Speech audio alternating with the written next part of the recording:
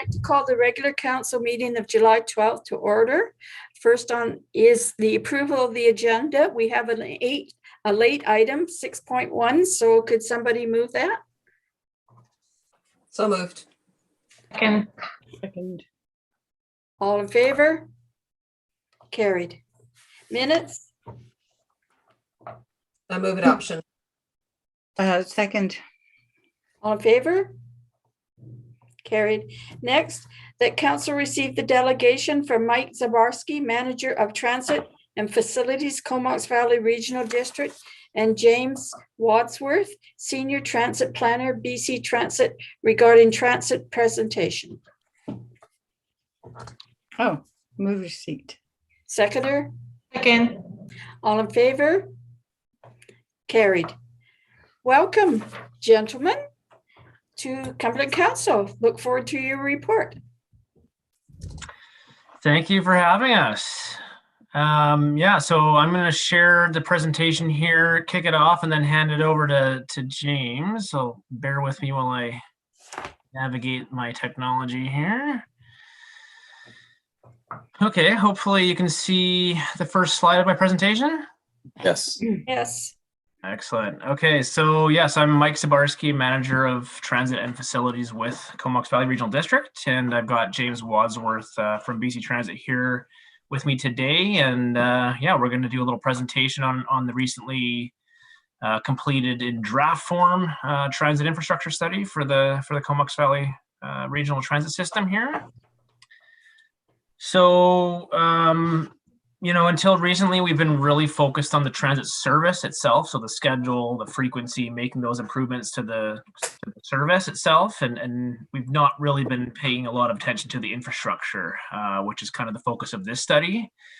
So over the years, we've been doing really well on the service. We've actually grown 28% in our ridership over the last 5 years.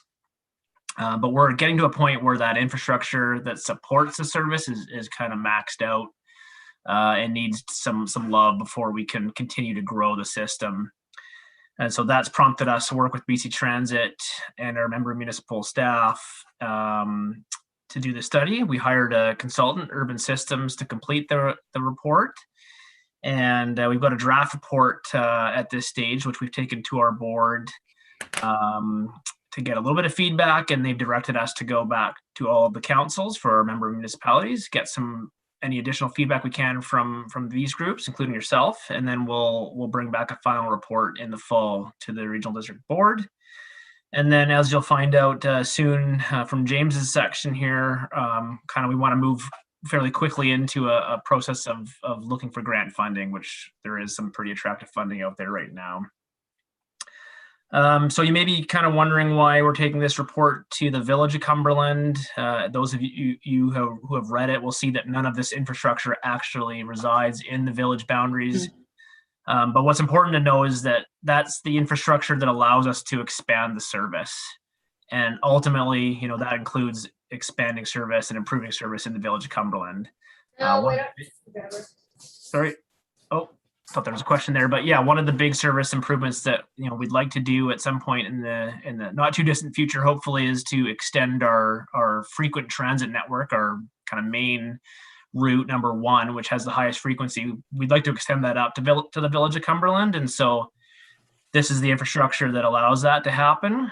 And we'll show you a little bit about that exchange, where that would take place, that connection between the village and the rest of the system. Okay, why can't I advance the slides? Uh-oh. There we go. So when we're talking about transit infrastructure, we're really talking about 2 different kinds of infrastructure: the exchanges, where those connections between bus routes take place. They have passenger amenities, they allow bus storage essentially. And we're also talking about transit priority features. And these are things that allow the bus to move through traffic and the congestion quicker and more efficiently. And that's really desirable from a rider's perspective, but it also saves money for the transit system itself by allowing us to kind of do the same number of trips in less time, so to speak. And you'll see both of those in this report. I talked about that frequent transit corridor, or that route number 1. This is a map showing kind of the alignment of that currently. And ultimately, it would extend up the parkway probably to the village. And that was all determined in a previous transit, I guess, infrastructure study that was done a few years ago. So this piece of work that we're doing now is basically an extension or kind of a continuation of that previous work. We're just getting into the details a little bit more, firming everything up in anticipation of that grant application. So what we've done is like I mentioned, we've hired a consultant. We've got BC Transit expertise. We've been working with staff from each of the member municipalities, including Rob and Courtney from the village.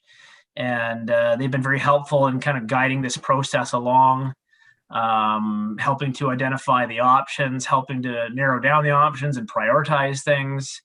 So this has been a process that's been going on since summer last year, so almost a year now.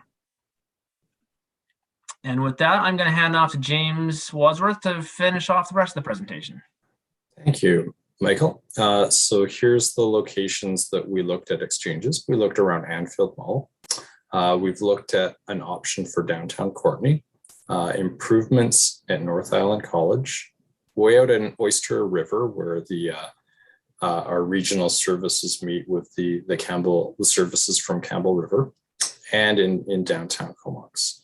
Now, all of these are really intended to, as Mike said, support transit service expansion, but also really improve the customer experience. So give the customers a nicer place to wait, new shelters, accessible sidewalks, better lighting. So all things that make transit more attractive. And at each of these locations, we looked at a number of options of where we could fit the transit exchange in, and evaluated those as a group with the staff from the local government. So we looked at community factors. We looked at what we needed for transit service and operations, and also like how did it fit in with the existing road? Where were the safe locations that made sense to add a transit exchange? Right, Mike, so next slide. And when we looked around for a transit exchange around South Courtney or Anfield Center, right now today, the routing is a little awkward when we have to do a big loop, and we've got one bus stop that's in kind of the, I don't know if it's called Kilpatrick there, but it's in the road right of way within the mall, towards the middle of the mall. So you're a decent walk from uptown, but it's really not big enough if we're wanting to add more service and have more buses. So we were looking at where can we fit another bus bay or transit exchange in this location. We looked back behind Anfield Mall, a little bit of I'll call it a spookier area because you're right next to the park. At night that might not feel like right. We looked at Kilpatrick, if we could fit something up there. Didn't make a lot of sense for the customers. It just increased walking distance, but then we found this location on Cliff Avenue, kind of fronting the Smart Center part of the mall down there. And we can fit enough room in there for more buses, but it also works well for the routing for the two coming down 29th from Cumberland, and would really make it work well for connections here. So maybe next slide. So this is just a quick shot of what we could do. We could make a nice wider sidewalk, add some bus shelters, and create some room for actually up to 4 buses here. And we can also fit in a washroom for the operators. And so when we have the end of the line for a bus route, the bus drivers need to take a break and they need to have a space they could go to the washroom, and they didn't really have a good space down here that they could get to. So this is what we're proposing for this end of Courtney, and this is where a lot of the connections would happen for the service from Cumberland and the services that go down to Royston with the route number 1, which is what we call the frequent transit route. Next slide. The other thing that we've been looking at that is important for, I think, all of the municipalities in the region is the bus. Today, for a smaller town, we do have traffic congestion here. around the bridges.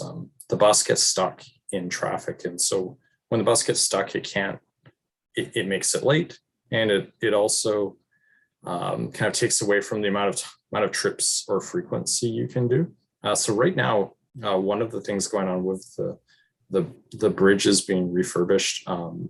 We have a temporary transit lane right now, and it's actually making the transit work better. It's quite an advantage for the customers because they're getting past all of the traffic. And so when we look at transit priority, it's things we can do on the street to make the bus move, stay on time and a little faster. So sometimes we can coordinate the signals to make it work. Sometimes we can put equipment for the buses to be able to talk to the signals so they can steal a little bit more green time. And sometimes we'll do a short bus lane at an intersection so the bus can get around the traffic queue. Sometimes you can look at things like peak bus lanes at times. Like right now we have a temporary bus lane with the construction, or you could do full bus lanes. And really it's more of an urban treatment for somewhere like Vancouver or downtown Victoria. You can do fully separated bus lanes in the downtown. So here with this plan, we've identified a few intersections that could benefit from some signal priority for the buses. And around Ryan Road, we've identified some kind of shorter term things we can do where we're just changing the paint to give the bus a little bus lane to get around the traffic. And then a longer term, we've identified, what if we wanted to do bus lanes along the whole Ryan Road, Old Island corridor there? That's probably makes sense longer term when there's more buses and the traffic is a little bit worse. But today there's probably some short-term things we can move through that don't cost a lot of much money, but make it better for transit riders and make it so transit has more of an attractive advantage. Next slide. And so one of the things we did when we talked to staff is like, what order do we need to do things, and what are the quick wins that we can do, and what do we need to do to support service improvements? So the one that came to the top of the list was looking at Anfield to do a new transit exchange in South Courtney, doing some of the paint treatments on Ryan Road and Old Island Highway to create some little bus priority also was a winner. And then we'd like to develop a new transit exchange in downtown Courtney because the bus has to kind of zig and zag downtown to get to the right spot. And we found a new location that is a bit more better for the routing that we have today. And then we're looking further out. We'd be looking at a small transit exchange or bus stop at Oyster River, and then on Comox. And then longer term, some of those bigger investments in transit priority when they make sense. One of the interesting things we heard when we went to the board is like, let's do everything at once and do it faster. But as part of this, we're going out and talking to the local governments about, is that possible? Next slide. So when we're working on advancing projects, we go through a project development process. We have the vision, which is the transit future plan for improving service in the region. And we're developing this transit infrastructure plan to support the transit future plan. In green right now, we're going through the option development phase, and we're engaging with local governments on those options. And once we have agreement to move forward with the board and the local municipalities with some form of approval in principle, that will allow us to take the preferred options and move them forward for a grant application and business case development. Because right now, the federal government has a program called Investment Canada Infrastructure Program. The acronym that everyone is using is ICIP.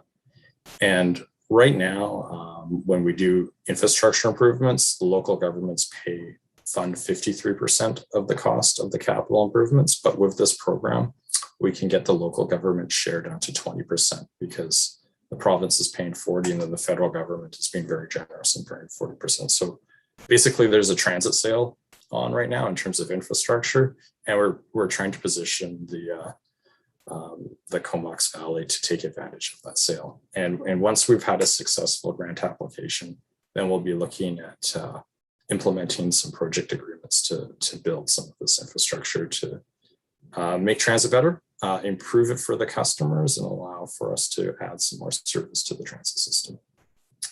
And I think that's our last slide. And now I think Mike and I are happy to answer any questions you may have. Okay, we will go around the table with members of council. Councillor Brown, you would like to start? Sure, thanks, Mayor. Yeah, I'm just wondering if you could maybe elaborate on how these changes might impact services specific to Cumberland. Yeah, thanks for the question. I think the biggest thing that we need to do with the Village of Cumberland service is allow for more bus storage, I guess, at that South Courtney exchange. So, by having more frequency, we're going to end up with situations where there's more buses at that exchange at the same time. And with the existing exchange, or really, there kind of isn't an exchange at Anfield Center right now. We just don't have the capacity to do that. So by undertaking this infrastructure upgrades, specifically at Anfield, it'll allow us to actually fit more buses, which could then go to the Village of Cumberland. And I think, like James mentioned, it's just a better transit experience for riders. So residents of the village that are existing transit riders or might want to become transit riders, this is going to help attract them to the transit system, not just this South Courtney exchange here, but all of the infrastructure we're proposing, whether it's transit priority measures or the exchanges. It's just about a better experience. And it could be a bit of a walk right now for some transit users here. And with the addition of a nice bus zone on Cliff Avenue, it gives people two options of where they can walk from to catch the bus, reduces that walking distance for people that can't manage it. Okay, so what I've heard in the community, oh, thank you, now I can see it. What I've heard in the community is it just takes too long to get from Cumberland, say if you're trying to get to Comox. And so will those exchanges help facilitate better transfers between, Cumberland, Courtney, and getting to the next stop? Or is that not really what they do? Yeah, no, that's very much what they do, is they facilitate that connection between routes. So people that are coming from Cumberland are going to take the number 2 or the number 20, and they're going to connect into route number 1, for example, that kind of main transit route we have. That will go throughout the rest of the Comox Valley, into Comox, all through Courtney, etc. And so by having these exchanges, it allows that connection to happen, for one. Like there just isn't a way to do it right now because of the capacity issue I mentioned before.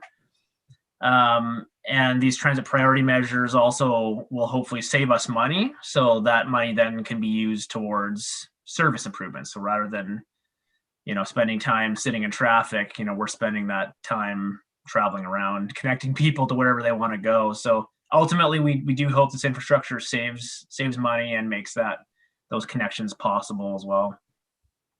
Awesome, thank you. Councillor Kettler? Yeah, thanks for the presentation, Mike and James. It's great. I like to hear that we're taking advantage of any funding opportunities that we can, and helping us make our GHG targets that we've set out, and getting people to their destination faster and hopefully more comfortably. I know that there was issues with people having to walk from Driftwood Mall to Anfield to do those transfers.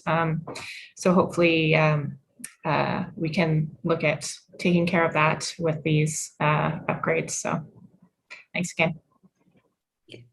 Councillor Sproul?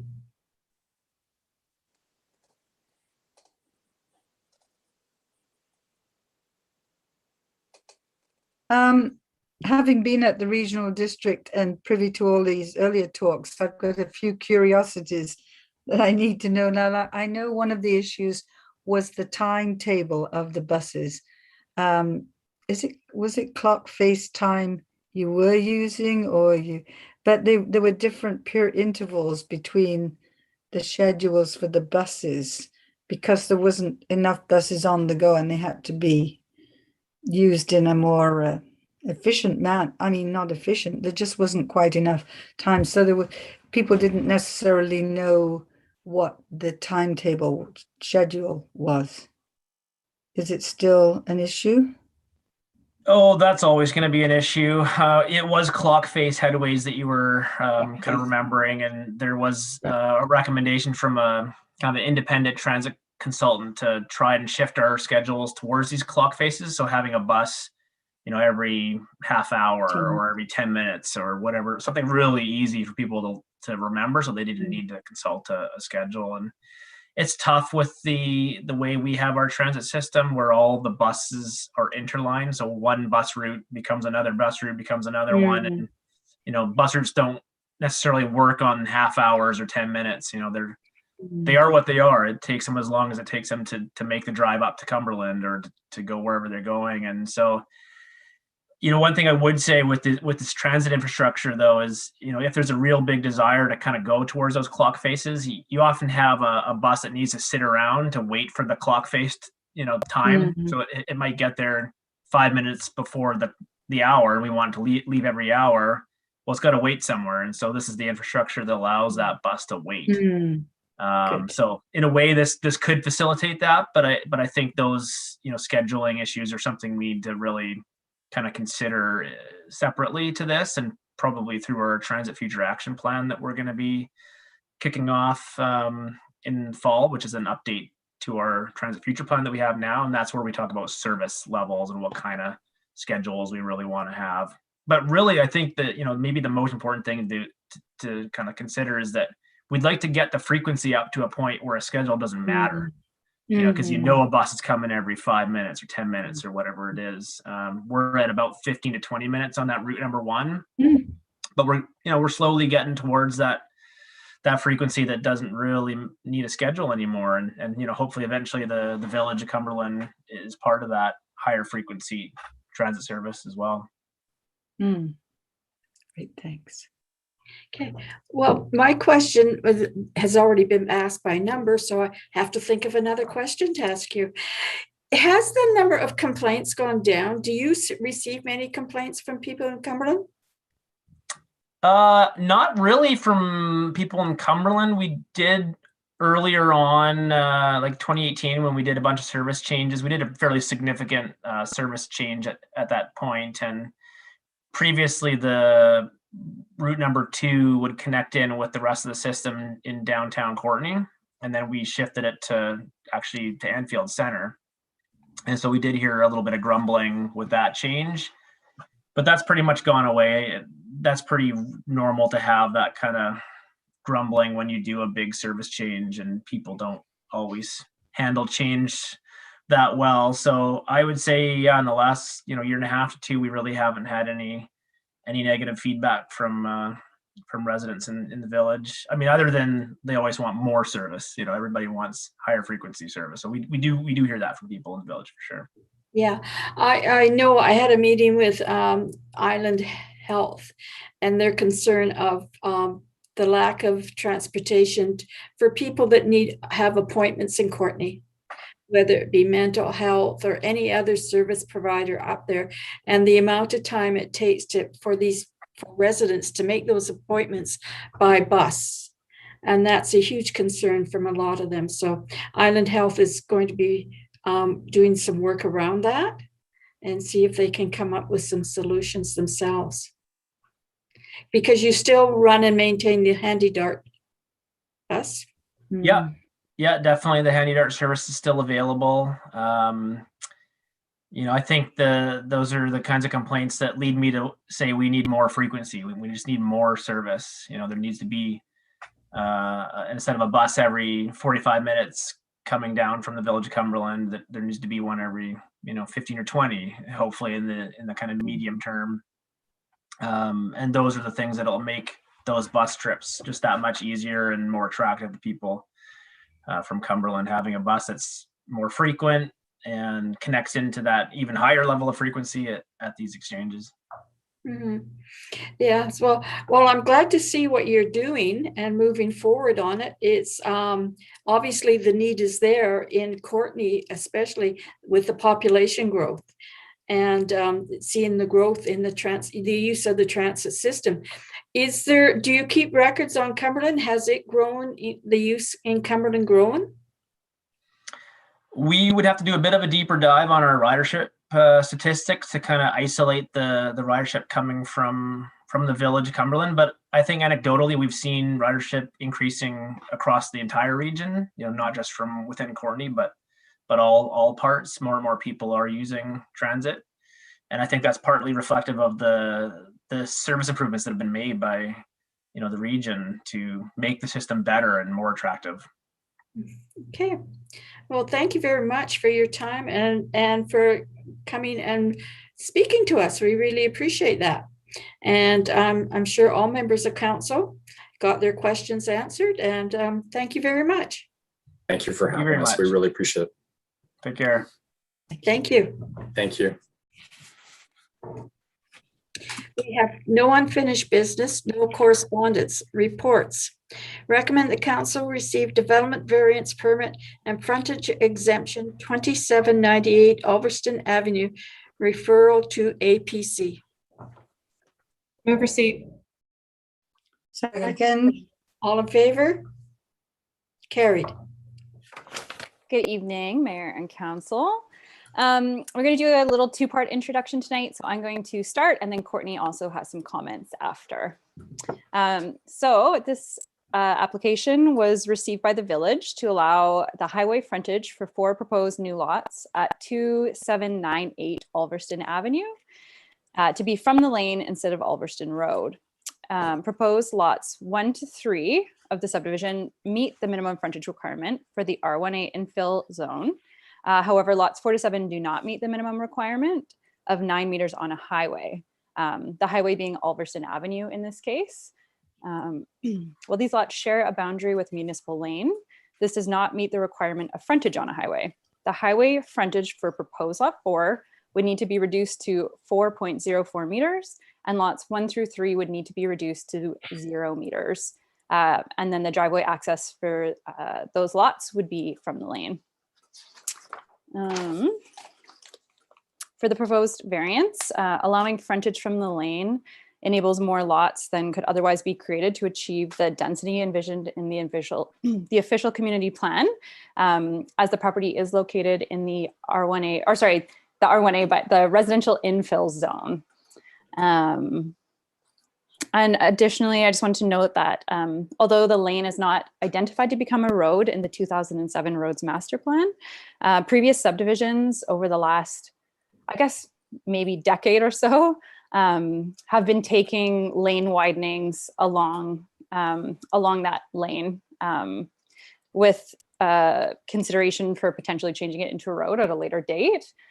So currently there's only one property along the lane that has not been widened. And then I'll just pass it over to Courtenay for her comments as well. Thank you.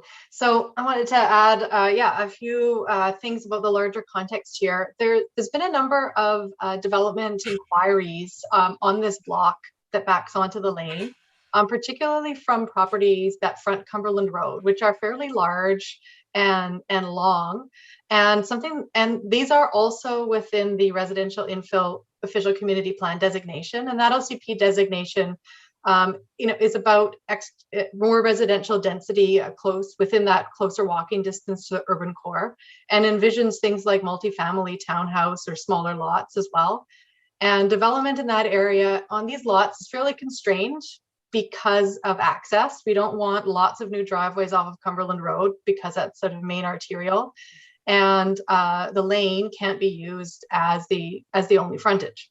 So looking at this particular subdivision application when it came in, and what has led to this variance permit coming to council, was seeing this as potentially an opportunity to advance development in this area, infill development, to further the goals in the official community plan already.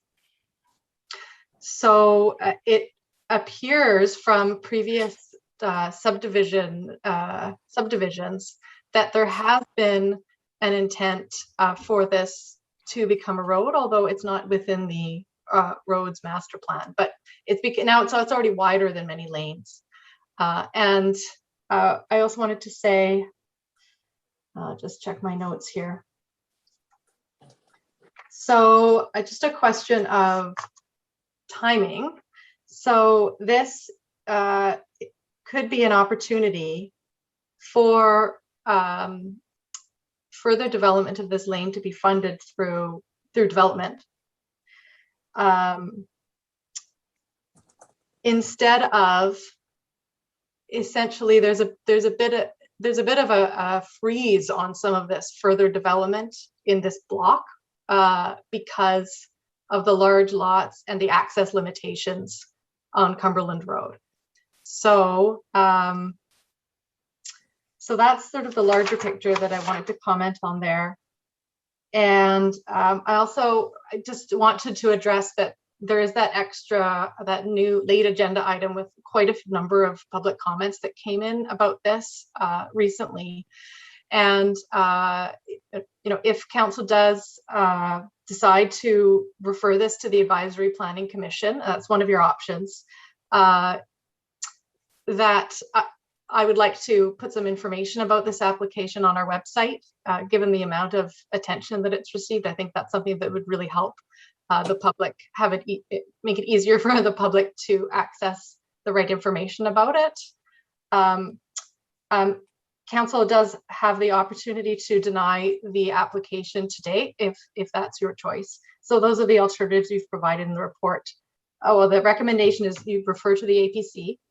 Another alternative is to not refer to the APC and issue the permit. And the other alternative is to deny the permit today.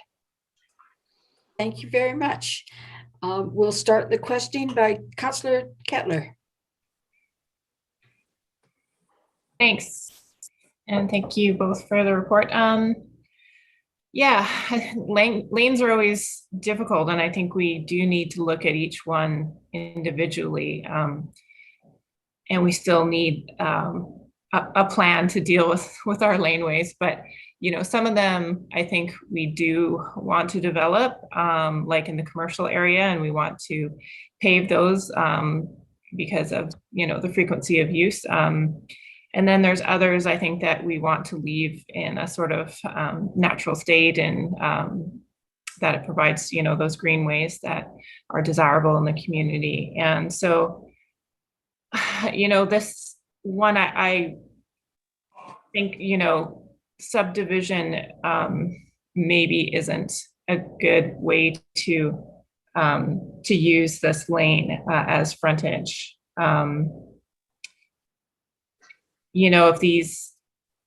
If the larger lots can put in ADUs, I think that's a little bit different. That's the way it's kind of used in other places in the village. But I don't really agree with making this lane frontage and a road. In Coal Valley Estates plan that they put forward before, they also proposed having a lane as frontage, and I didn't think that was a great idea there either. I think it's either a road, it's a street, and with all the requirements that come along with that, or it's not. I don't think that we should be allowing developers to just do a part of a street, just a part of a lane, so that they can get frontage. And I do think we need to protect, our laneways and green spaces as much as we can.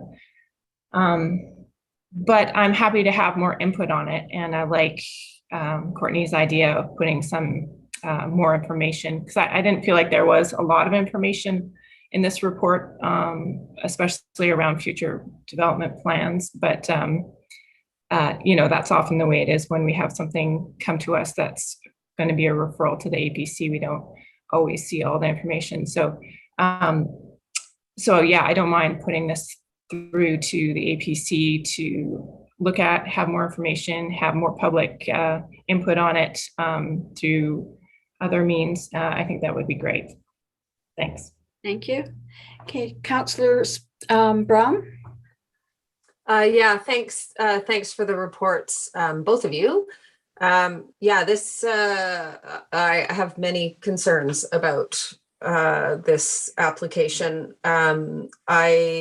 I think that the large lots in that area of town create a very unique neighborhood and community. There's quite a lot of large trees. There's, I know there's ravens nesting in there. There's like wildlife in there. It's considerably cooler there because of the trees than in places where there are not trees. I actually walked down there today, and it was very nice to hang out in that alley. So I think that this type of going from one lot to, and one, I believe it's a single family dwelling that's there now, to 7 lots, and each then of those 7 lots having the opportunity to have 3 dwellings on it, is going from 1 dwelling to 20, potentially 21 dwellings in a neighborhood is a huge impact on that neighborhood. And I understand that it's R1A, and so there is, and that density is vital to affordable and environmentally sustainable development. But there's a balance between density and destroying the very reason why people want to move here. So we are a very in-demand community because we have neighborhoods like this with large trees and green alleys behind them. And I think we need to be very careful about how change that. So yeah, my suggestion would be to go back to the developer. I'm concerned that they've put in a considerable amount of investment already. I noticed that they've already taken out some trees, and they have put this application together, and I actually don't want to go down this road any further. I think it needs to go back to the developer to potentially only separate it into 3 lots that can front onto Ulverston, or some other creative solution to densifying this without creating potentially 21 more dwellings on there. I'm concerned about turning the alley from a green space into a paved area. I don't agree with it being a road. I think it's a primary multimodal transportation link between the outside of Cumberland coming in, and it should stay that way. There's an open ditch on the side that we would be asking them to close. I also disagree with that. They would have to take out a number of trees. I also disagree with that. So yeah, that's where I'm at with this. Oh, and also with the laneways. So I looked at our alleyway strategy, and there's nothing there about turning this laneway into a street. And we're also about to launch a transportation plan. So I think we'd want that information before we did any further impact to that alley. Okay, Councillor Sproul.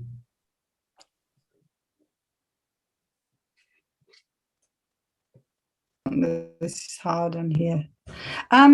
This was a perplexing type of development. Well, it was unusual, let's say, 10, 15 years ago, because it was mixed commercial. I think there was a veterinarians there, and residential.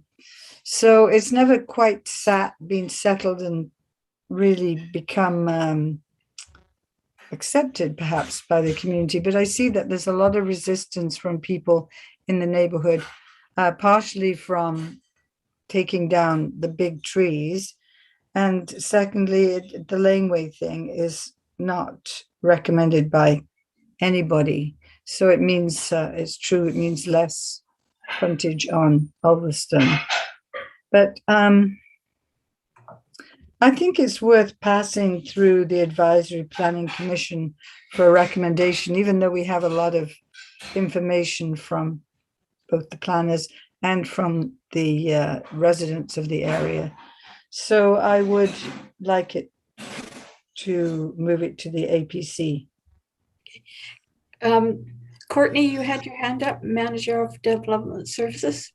Thank you. I'm not sure if I was hearing Councillor Sproul correct, but just in case, I wanted to provide some clarification.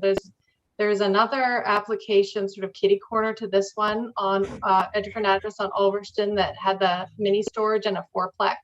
Oh, And some people have been confusing the two, which is completely understandable because they're so close. And this is one that now only has one single family residence on it. Okay. Right. I made an assumption because they're both kind of unusual situations. Could you tell me too, it's not really maybe relevant to this application, but the railway right of way, doesn't that go in beside, is that beside the lane? The Wellington Colliery Railway ran right up Ulverston, and then it, just before you get to the Cumberland Road, it veers off, crosses the Peace Park and goes on up behind Coal Valley Estates. But I don't see our railway right of way on here. I think it's the extra space next to lane on this map. I think it is going behind that other development on Ulverston. I don't know if there's anyone else on of staff on the call who knows that more correctly than I do. That would be great to have your help, but I don't think it backs on, it is not this lane that we're talking about. I think it goes kind of perpendicular to this lane. Oh, okay. Yeah, I just don't see any mention of it. I was just curious because we're always trying to cobble together all the bits of the railway. We've got quite a bit when we cross the Peace Park. So I was hoping that part of it was on here, but I don't see ROW. It would have to connect with Ulverston because the train, that straight Ulverston is because it's a railway. And then it sort of veered off to the right, and you can see on the, and I'm not sure if that's the lane, if that's what that is. Melanie, Yes. Lena? I just wanted to comment that the map is the proposed subdivision plan from the developer, so they might not have included any extra around the property. Just for clarification of why it might not be on there, I think it was a focus more on the lot specifically. But we could Okay. look into that more. I'm always hoping that we can use these opportunities to get a bit more, like we did on the other side of the Peace Park. We asked for railway line over anything else. Anyway, it's all very interesting, but I'd like to see what our planning commission has to say. Okay, Councillor Brown, you had your hand up again? Yeah, I just wanted to say the railway line goes along Ulverston in front of the property. Okay, where it says curb and gutter, yeah, on the map. Yeah. Yeah, okay. Well, this is interesting. I am not in support of what they plan to do. And I do think that people have the assumption that this is going to be approved tonight, which is not correct. Sending it to the advisory planning committee, give people more time and it might be of more interest. I'm not sure if, I know I don't support the present plan that it being forward in the alleyway. I know I don't do support that. I think our alleyways are pristine. Everybody loves the alleyways. They're wonderful to walk down, and I don't want to see that loss. That is a beautiful connection there between the two.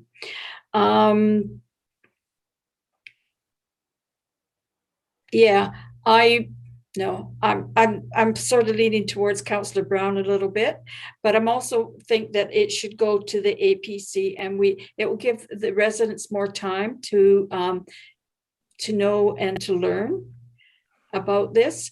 And it's only a matter of a month before the development would start, or approve or disapprove. And I think we need to spend that time. They have obviously spent money on it. And I'll wait for the review from the APC.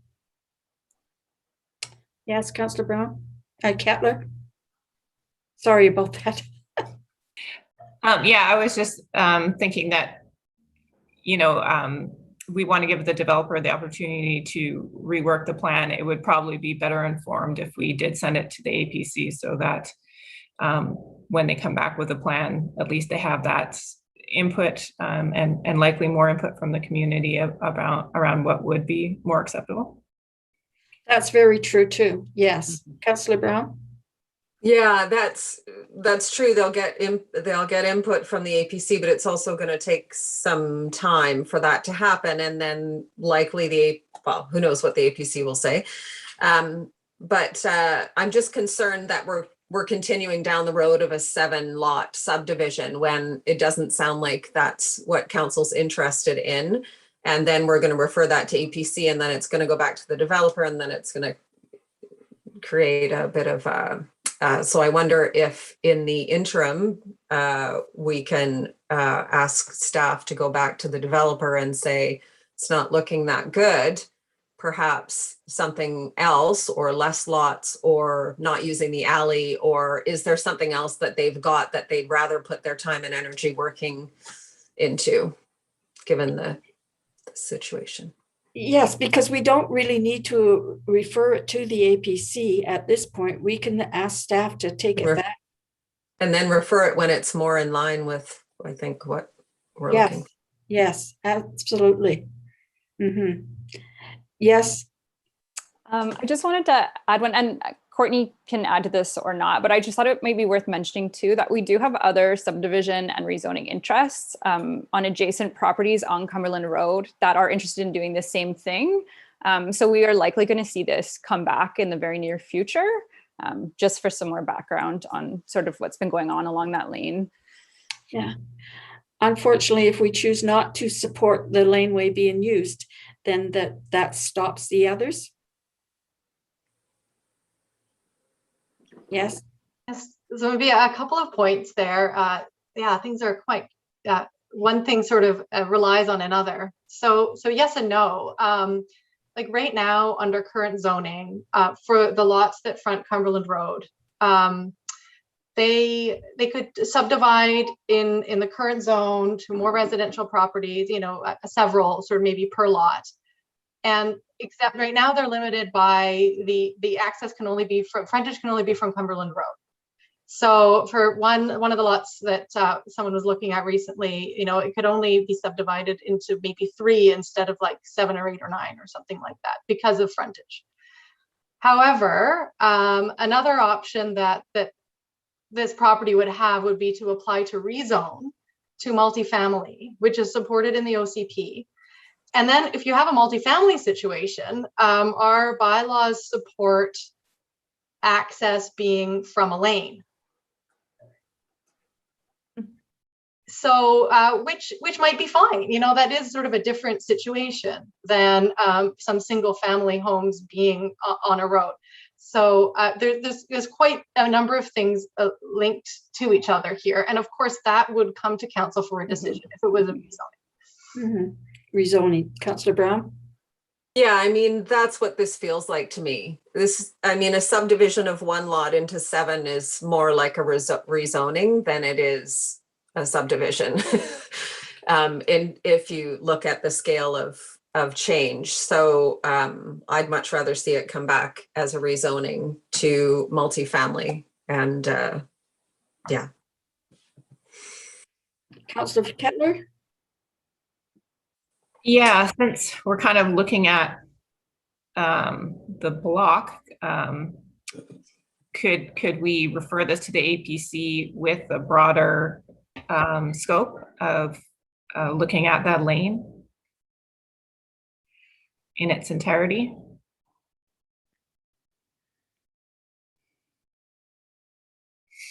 Yes. Okay, thank you. I'm just thinking about that. And if that was something council wanted to do, what I'm wondering is if it's actually referring this to the transportation planning process instead and looking in that larger, as part of that larger project. That might be the better place to do that same thing, to have the advisory commission look at that question. Okay, that sounds good. Yeah, because that seems like as you're saying, if there's going to be a bunch more applications in a similar fashion, that that we need to look at it with a different lens. Mhm. So what would the motion be? Hmm.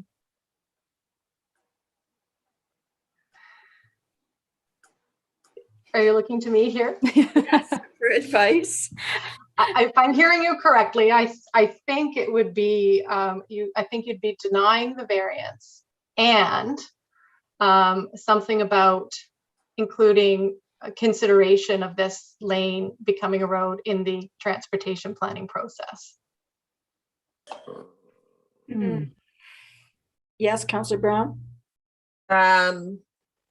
Yeah, so I'm not sure that makes me uncomfortable, that framing, that we're referring the road to the, I mean, yeah, absolutely.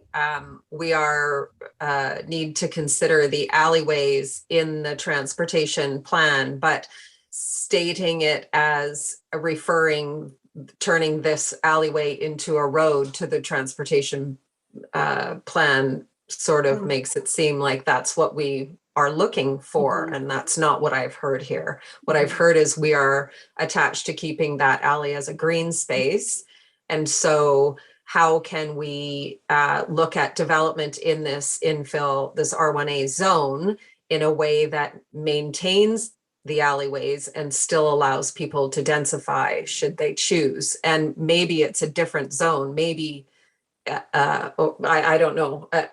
I don't know. I'd be happy to see 3, you know, the densification up to 3 on those larger lots. But right now, those large lots there's not a lot of large lots in Cumberland. And I think if we lose them all, we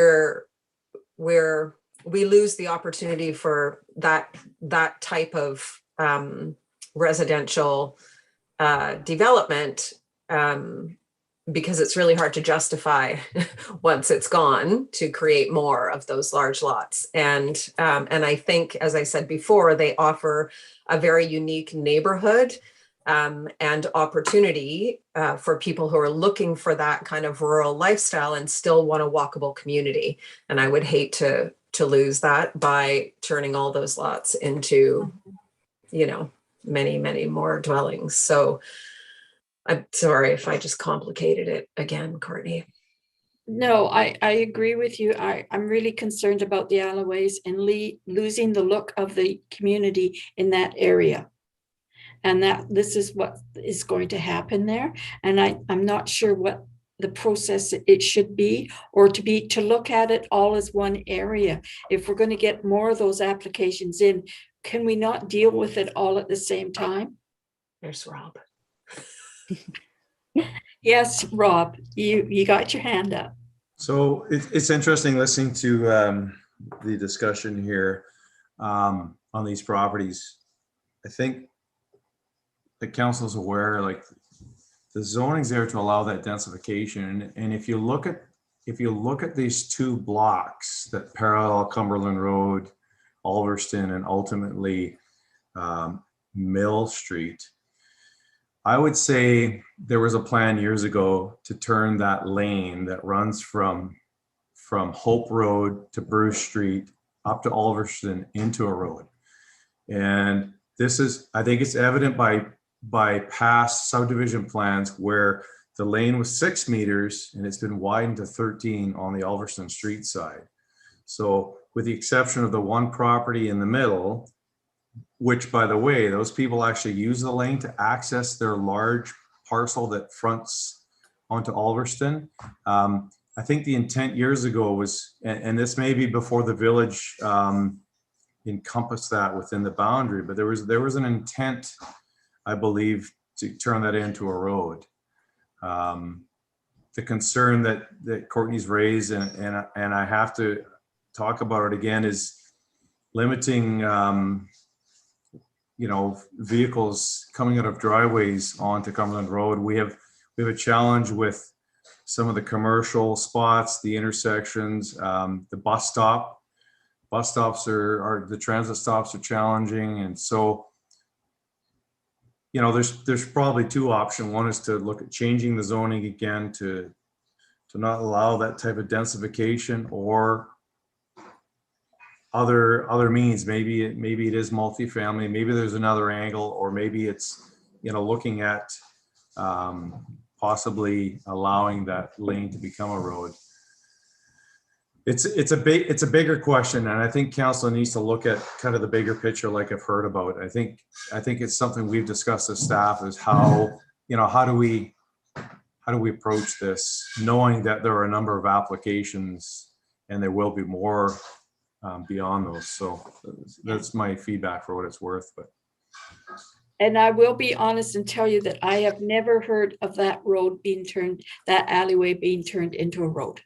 yeah, As a member of council all these years, that never came up in any discussion, not at the council table. it's interesting because it's the widest lane in town. So it's 13 meters. Most of the lane is 13 meters wide now. And I think it was done when, way back when there wasn't many rules. I don't think there was any plan that I'm aware of for it to be a main road or an open road. If you look at the depth of those lots from Cumberland Road to that lane, they're the width of a city block would be between roads now, kind of I guess 110 feet or whatever it is. Is it 110? Anyways. Okay, Councillor Brown. Yeah, as I understand it, those lots right now, because they're R1A, allow for 3 dwellings on the property. So 3 dwellings is significantly different than a 7 lot subdivision, and then allowing 3 dwellings on each of those 7 lots. So, you know, there's density and then there's density. And there's those large lots. I hear what you're saying, Rob, about people backing out onto Cumberland Road, but we have had that situation occurring forever, and so, yeah, I'm not sure it needs a solution. I think the solution is a response to the very much increased density. So if we don't allow the very much increased density, then we don't have the need for the solution, and we get to retain our green space, and we get to retain those large lots that are consistent with just outside on the other side of Bruce Street, another set of large lots. And I will reiterate how I don't want to see those large lots go, because I think they are very hard to get back once we lose them in a community. So I would like to make a recommendation that we defer this to the next council meeting. So we have the opportunity to talk more and get more information if we require it. Okay. Yes, because you know there's 4 of us, and it will, if it's a tie, it's defeated. Yes. Okay, Councillor Brown. I wonder if we could ask staff to go back to the applicant and see if there's another option in their eyes with less, fewer lots or something. Yeah, rather than just deferring it, and then, or which I guess I'd want to clarify what additional information we'd be looking Well, that would be part of what we could include in the deferral, is to give the applicant time to see if he would look at another solution. Yeah. Okay, Councillor Brown, Kettler.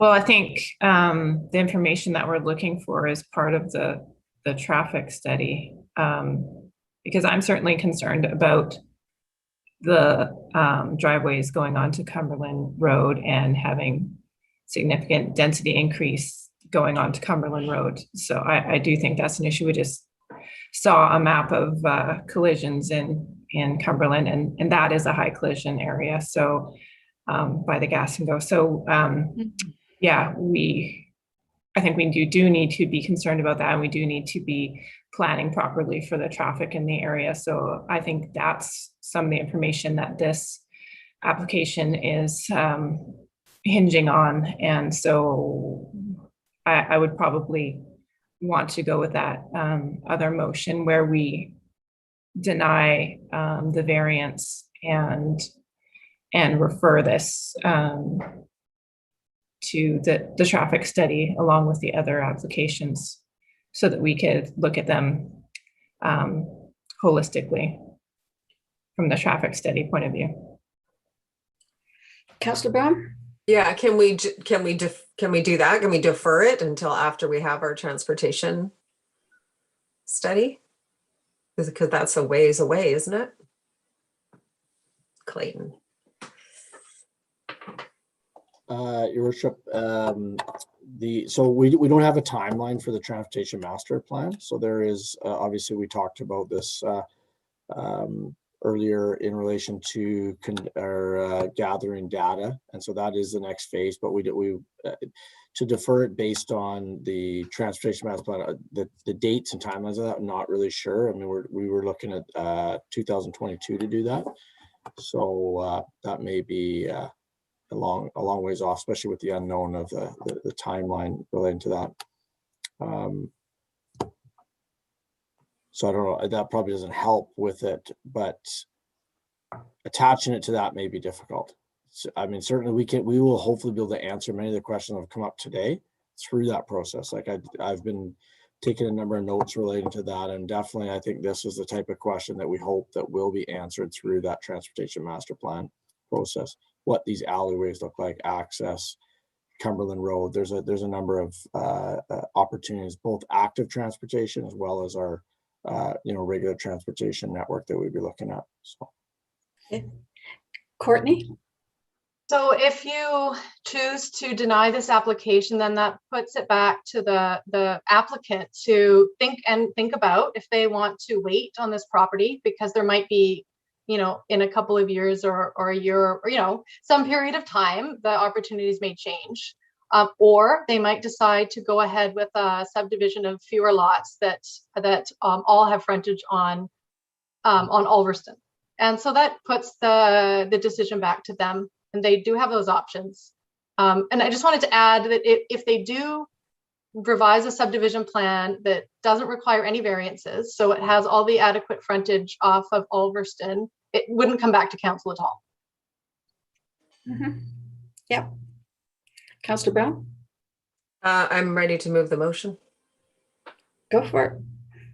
That council deny the application 2021-06 DV for a development variance permit and frontage exemption on the property described as Lot A DL 24 Plan VIP 545802798 Ulverston Avenue period. Second. Second. All in favor? Carried. Thank you very much. Okay, next. That council receive the Comox Valley After Hours Urgent Care Clinic report or correspondence. Move receipt. Second. Second, all in favor? Carried. This is a request from the Comox Valley After Hours Care Facility in Courtney, and they are writing and asking us to write a letter of support for the Ministry of Health. They have been funded previously, but their funding runs out and they're asking for our support. They sent with it a great deal of information concerning the clinic and what it's used for, and the success they've had in keeping people out of the emergency hospital room. And I think it's well worth the amount of time and effort to support them in what they would like us to do. So is there any comments or questions from members of council? Councillor Brown? Yeah, I mean, I think this is exactly the kind of care we're looking for, especially pandemic and post-pandemic, is having options other than the emergency room. So yeah, happy to support this. I think it's great. Councillor Kettler. Yeah, I agree. Anything that we can do to relieve the stress on our hospitals and emergency room and the staff, I think is great. And it sounds like they have a lot of reviews on there from their clients, that's a really great place, and it's really filling the need. And I can speak from my own experience. In Cumberland, it's very hard to find a permanent doctor here, and so getting just regular care for your family can be a challenge. So having a place like this is really important in the community. So I definitely want to support, give them the letter of support. Councillor Sproul.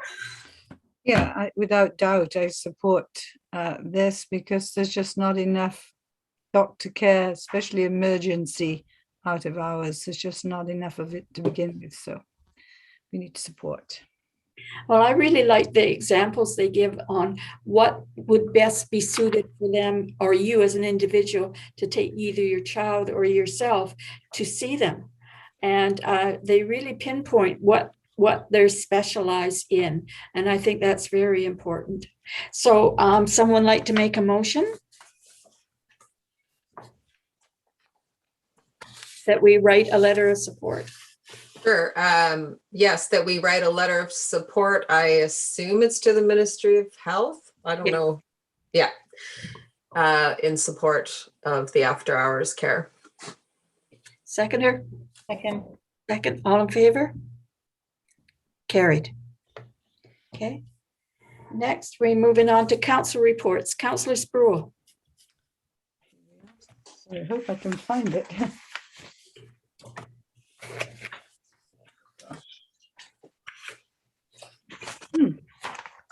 Sorry, I've got my, here we are. The same thing. They're on, I've got a bit of a muddle with some of this stuff.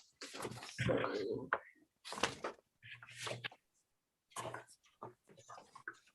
Sorry about that. I can almost, I just was reading it. Mayor Baird, could you go to the next person, because I know my paper is just here. I've just seen it. Okay, well, luckily I found mine. Yeah, I've got yours. I don't know what happened to mine.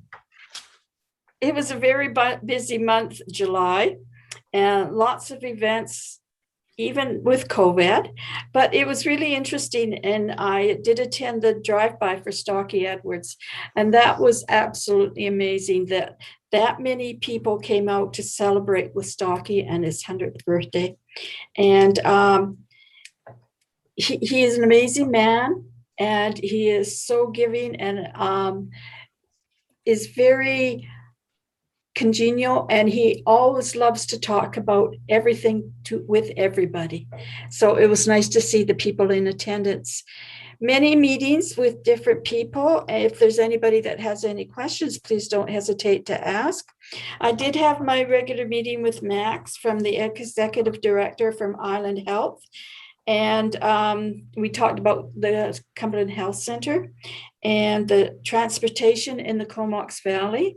His concerns was people from Cumberland not being able to access services in the rest of the valley. And we talk about lab services, mental health services, and HR, and the lack of HR is actually, he called it a crisis, the lack of healthcare providers. And it's really interesting to note that there's so many lacks, but who ever thought we'd have a lack of healthcare providers?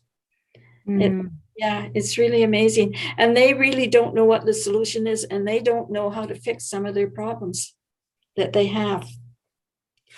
And I was asked to speak at the WestJet Group and Swoop Restart Roundtable for Vancouver Island. And that was very interesting. And I was asked to speak and tell them the benefits of having WestJet and what it does for the village of Cumberland. And so I was allowed 2 minutes. Boy, it's amazing what you can do in 2 minutes. And it was really interesting because all the others talked about different things, but I was told that's what they wanted me to talk about. So that's what I talked about. And yes, it was very well done. The whole roundtable discussion was very well done. Lots of people concerning tourism on Vancouver Island. And it really looks like we don't have to do any marketing at all because everybody else is doing it for us. So yes. Miners Memorial, the Graveside Visual this year was a very small gathering, but it was very nice. It was nicely presented and they had the opportunity to make some changes to what they used to do. And so it was nice to see Gord Johns, our MP, and MLA Josie Osborne in attendance. And it was good to hear from them and see them, and they were there for the day. And the opening of the farmers market, wonderful celebration. And I'm sure next year, she said that she's going to go all out. Well, I thought she did a good job this year. So, and yes, Alleyway Sign Committee. We had our first meeting since just before COVID was our last meeting. And we're reviewing the terms of reference for choosing names for the alleyways. We had a very loosely terms of reference, and this time we're going to get it done properly. And Rosalind Shipp, the museum CEO, has put her name forward to do the work to bring it forward to the next meeting. So it'll be really interesting to see what she comes up with. Yes, Councillor Brown? Yeah, I was curious about that. So is that that committee a committee of the museum or of the village, or who, like? It's a committee of the museum and the village. Okay. Yes, it's a partnership. And yeah, they were, Karen Melnick, the president, and Rosalind both said that they would sit on the committee. Nice. So we're looking forward to some things because we wanted to put in writing what the criteria for choosing the names is. So that everybody understands the reason why we choose the names we choose. So that's what that's about. So if anybody else has any further questions. Oh, and just an update that I didn't get put in is there was a company here looking at doing a major film production in Cumberland for the month of August. They just informed me that they will not be coming for the month of August because they can't get a room, any rooms in Courtenay for the people that they are bringing here. They're all booked up, so they're looking at September. So it's delayed a month. And just to let everybody know, they are going to be looking for extras. I know contacted some various homeowners about using their houses and businesses in the downtown core. Cool. It looks exciting and it should be a great deal of fun. Yes, Councillor Sproul, did you find it? Yes, I did. It was the map about the Ulverston thing that I got right here. It was on the other side. Yeah, I was really excited. I am still really excited about the film industry because I was trying to help out by finding the right houses, send pictures. I mean, our economic development officer actually was tasked with helping them out and doing stuff. So that's great they're coming back, but we need 100-room hotel built before September. Just joking, we do need room. I was asked, 3 people were asked by Rosalind Shipp, the executive director of the museum, to be a museum collections committee. And there was only 3 meetings involved and short ones. But the whole idea is, if you remember when the museum in the past, the leadership there decided to deaccession some of the artifacts and sell ones that they considered excess to needs, and it caused such a stir among especially people who had donated. So Rosalind wanted to make sure that the reason for deaccessioning something was stated clearly in language. I have the whole thing here. If I'd have got it together, so I unfortunately have a paper copy. I can put this in the council, the mayor's office, but it's the reasoning behind why one thing would be picked over another. Like there are two desks belonging to this school, a very old school desk, but they're missing the wooden parts in the middle, so they're just the frames. It's just that it's really limited space, unfortunately, and they really have to think about what is going to go into the display areas. One thing that's really hard to acknowledge is that some of those working models, well, not quite working models, but models of the mine and how it worked with the tipple, they're just too big and too falling apart. I mean, I really hate to acknowledge that because I really, really like that. I think it's number 8 mine. So anyway, the two other people and myself had about 2 visits to the museum, and we went through all the stuff, and I guess what I'm saying is the rationale for why something should be accessioned or deaccessioned.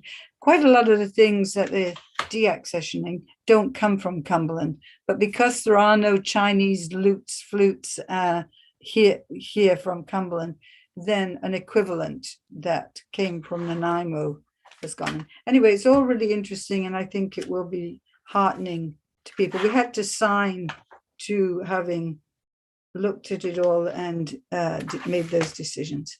And then I did go to the workshop on the poison drug crisis, and I joined in the workshop on empowering young women in politics, and it was great to see Councillor Cattler and the mayor, and strategic priorities planning, and yes, another meeting on the museum. I can't really give you I don't know, maybe somebody here knows when the museum is scheduled to open. It must be getting very close. Yes, So it is. we look forward to that. Thank you. Okay, Councillor Brown? Thank you. Yeah. What do I want to talk about? Yeah, the farmers market is up and running 10 till 1 every Sunday in the village square. So a little plug for them. It's a great little farmers market, and it's busy. It's busy, so get there early. And then I watched a really great video. There's an organization that's coming from the David Suzuki Foundation, but in partnership with the Canadian Centre for Policy Alternatives, or anyway, Seth Klein. And so they did a video launch of the climate emergency unit, and it compares our response to the Second World War, which you could easily replace with COVID, and how communities and the government responded to that emergency. And then at the same time, we're all declaring a climate emergency, and yet the same measures are not being laid out to address the climate emergency. So it's a great little video, and it's a great initiative. So feel free to have a look and share it around, and perhaps we can get some climate action actually happening. Okay, thank you very much, Councillor Kettler. Thanks, Mayor. Yeah, it was a busy month. I had 2 meetings with Minister Osborne, the Minister of Municipal Affairs, and our MLA. One was also with Dr. Emerson, the Deputy Provincial Health Officer, and that was about BC Restart and the guidelines and moving to the next step. And so, of course, we're in step 3 right now, and we will be moving to step 4 if everything goes to plan sometime in September. The other meeting with Minister Osborne was with Minister Eby, Minister of Housing, and it was with Vancouver Island mayors and chairs, and they were basically asking us all what barriers there was to housing our communities and what the province can do to help. And of course, there was lots of feedback from the mayors and chairs about that. Of course, the primary thing that was talked about was funding, but there are other legislative changes that could happen that would help us as well. I had 2 ICE-T meetings this month. One of them was with NISCRAC, which is the North Island Sunshine Coast Regional Advisory Committee. And the other one was just the Board of Directors meeting. And ICE-T has that new funding stream. Council's probably heard of it, maybe the public hasn't. It's called Thrive. And it's a small capital program, and it's really to revitalize the downtowns, the community cores. And it's 100% funding up to $50,000. The first intake just closed July 9th, but the next one is running from July 19th to September 17th. And yeah, I participated in many of the same meetings as the mayor. I wanted to give her kudos for her WestJet promotional 2 minutes of Cumberland. She did really well on there. And I was also honored to speak as a guest for the Women's Empowerment Series that happened in the month.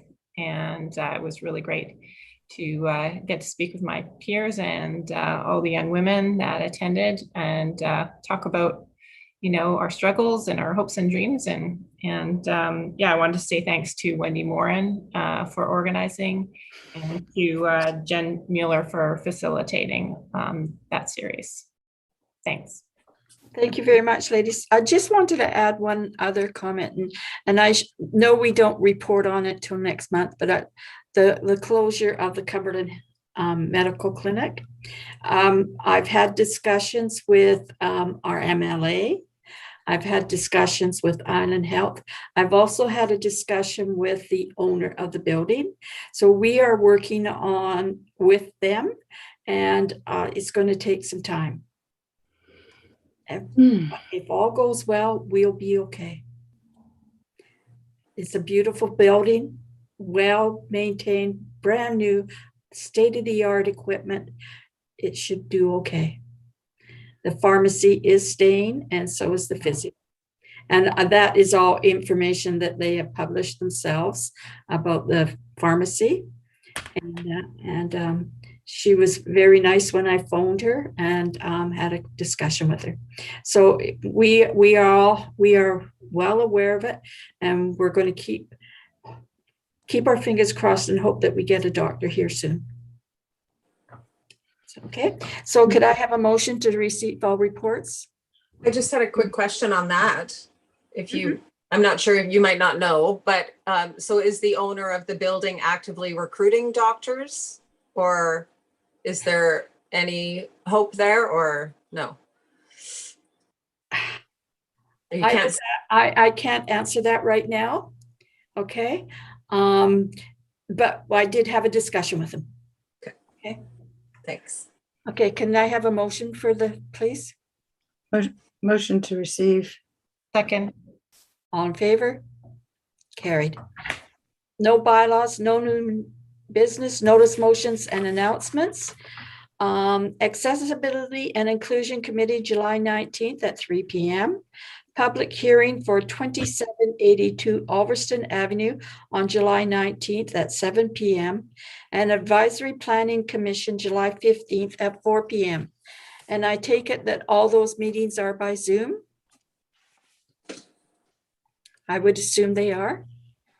At this point, it looks like they are. Actually, the public hearing council will be in person, but we will accept people attending either in person or by phone or video conferencing for the public hearing next Monday, and that's for 2782 Ulverston. Accessibility, it looks like it will be on Zoom. Advisory Planning Commission, yes, is on Zoom. And if you want to attend, you email into the village and you can attend through the video that way. Thank you very much. Reminder, it is question period time, and you can please send your emails to info@cumberland.ca using subject line question period. We did have one question, Mayor Baird sent in earlier today about the application on Ulverston. And the first question was about snow removal in lanes related to development, whether the village was planning on snow removal in the alleyways. Yeah, we've had that discussion on numerous times about that we're not providing that at this time. Okay. And then the second question was about if the applicant was proposing to give road land to widen the alleyway. Okay, as far as because we've denied the application, there will be no further discussion on that. So we'll have to wait to see if he comes back with a different application. Okay. Okay, thank you. I'll just see if there's any other questions coming in here.